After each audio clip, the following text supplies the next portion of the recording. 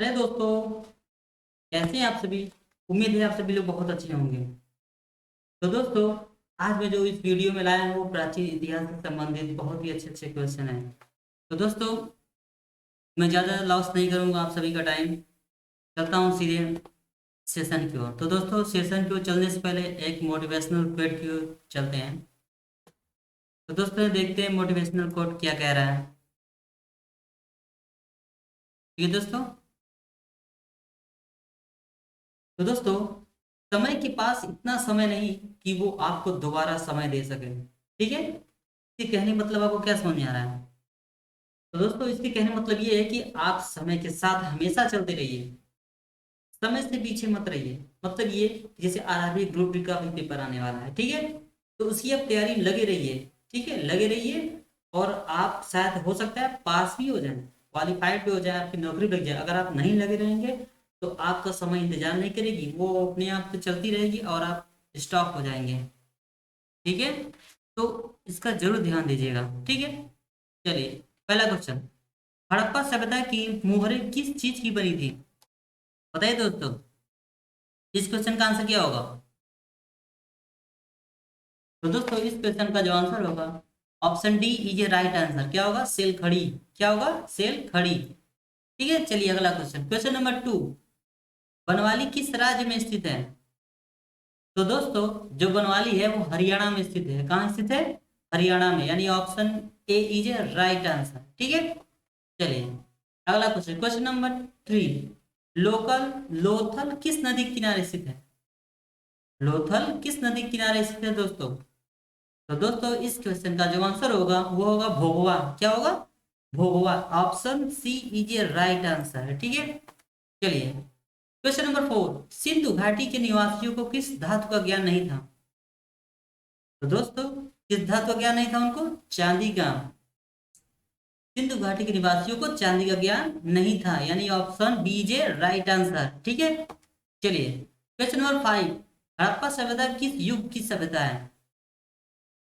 तो दोस्तों, इस क्वेश्चन का जो आंसर होगा, कांस्य युग। क्या होगा? कांस्य युग। Option C is a right answer. ठीक है। चलिए, अगला क्वेश्चन, क्वेश्चन नंबर 6। हड़प्पा संस्कृत आधारित थी किस पे? व्यापार पे। किस पे थी दोस्तों? व्यापार पे। Option A is a right answer. ठीक है। चलिए, अगला क्वेश्चन, क्वेश्चन नंबर 7। हड़प्पा सभ्यता के लोग उपासना करते थे किसकी? हड़प्पा सभ्यता के लोग दोस्तों मातृ देवी की उपासना करते थे। किसकी? मातृ देवी की। Option C is right answer. चलिए, क्वेश्चन नंबर 8। हड़प्पा सभ्यता का स्वरूप क्या है? तो दोस्तों, हड़प्पा सभ्यता का स्वरूप है शहरी सभ्यता। क्या थी? शहरी सभ्यता। Option B is right answer. चलिए, क्वेश्चन नंबर 9। हड़प्पा सभ्यता की सर्वप्रथम खोज किसने की थी? तो दोस्तों, हड़प्पा सभ्यता की सर्वप्रथम खोज 1922 ईस्वी में दयाराम साहनी ने की थी। किसने की थी? दयाराम साहनी ने। चलिए, क्वेश्चन नंबर 10। हड़प्पा सभ्यता के स्थल में से स्त्री के गर्भ से पौधा निकलता दिखता है। दोस्तों, क्वेश्चन क्या कह रहा है? हड़प्पा सभ्यता के स्थल से स्त्री के गर्भ से पौधा निकलता दिखता है। क्या होगा दोस्तों इस क्वेश्चन का आंसर? मोहनजोदड़ो। क्या होगा? Mohenjodaro. Option B is right answer. किस सिंधु स्थल में सूती कपड़े के साक्ष्य मिले हैं? तो दोस्तों, इस क्वेश्चन का जो आंसर होगा, मोहनजोदड़ो। क्या होगा? Mohenjodaro. Option D is right answer. ठीक है। चलिए, मोहनजोदड़ो किस भाषा का शब्द है? तो दोस्तों, इस क्वेश्चन का जो आंसर होगा वो होगा सिंधी। क्या होगा? सिंधी जो भाषा है वो मोहनजोदड़ो की भाषा है। ठीक है। Option B is right answer. चलिए, अगला क्वेश्चन। कालीबंगा भारत के किस राज्य में अवस्थित है? कालीबंगा भारत के किस राज्य में अवस्थित है? तो दोस्तों, इस क्वेश्चन का जो आंसर होगा हरियाणा होगा। ठीक है। Option A is right answer. Question number 14। गंदे पानी की निकासी की समूची व्यवस्था सर्वप्रथम किस सभ्यता में देखने को मिलती है? तो दोस्तों, इस क्वेश्चन का जो आंसर होगा, सिंधु घाटी सभ्यता। ठीक है। सिंधु घाटी की सभ्यता के लोग जो थे वो, मतलब कि साफ सफाई में बहुत ही ध्यान देते थे। ठीक है। चलिए, अगला क्वेश्चन। कालीबंगा किस नदी के किनारे अवस्थित है? तो दोस्तों इस क्वेश्चन का जो आंसर होगा सरस्वती होगा। जो सरस्वती है वो कालीबंगा नदी के किनारे जो है वो सरस्वती नदी बहती है, ठीक है। यानी कालीबंगा जो है वो सरस्वती नदी के किनारे अवस्थित है। Option D is right answer. Question number 16, Sindhu सभ्यता में नर्तकी की मूर्ति कहाँ से मिली है? कहाँ से मिली है दोस्तों? मोहनजोदड़ो से। कहाँ से? Mohenjodaro. Option A is right answer. Sindhu घाटी सभ्यता का कौन सा स्थल सिंध का बाग कहा जाता है? तो दोस्तों इस क्वेश्चन का जो आंसर होगा Mohenjodaro. Option A is a right answer, ठीक है। चलिए अगला क्वेश्चन, क्वेश्चन नंबर 18, सिंधु सभ्यता का क्षेत्रफल किस आकार का था? सिंधु सभ्यता का क्षेत्रफल किस आकार का था? तो दोस्तों इस क्वेश्चन का जो आंसर होगा वो होगा त्रिभुजाकार। यानी जो सिंधु सभ्यता का जो क्षेत्रफल था वो त्रिभुजाकार था, ठीक है। Option D is a right answer. अगला क्वेश्चन, किस सिंधु स्थल में महिला और पुरुष को एक साथ दफनाया गया? कहाँ दफनाया गया दोस्तों? रोपड़ में। कहाँ? Ropar. Option C is a right answer, ठीक है। महिला और पुरुष को एक साथ दफनाया गया था रोपड़ में, ठीक है। चलिए अगला क्वेश्चन, रखाल दास बनर्जी को मोहनजोदड़ो के अवशेष किस वर्ष मिले हैं? रखाल दास बनर्जी को मोहनजोदड़ो के अवशेष किस वर्ष मिले हैं?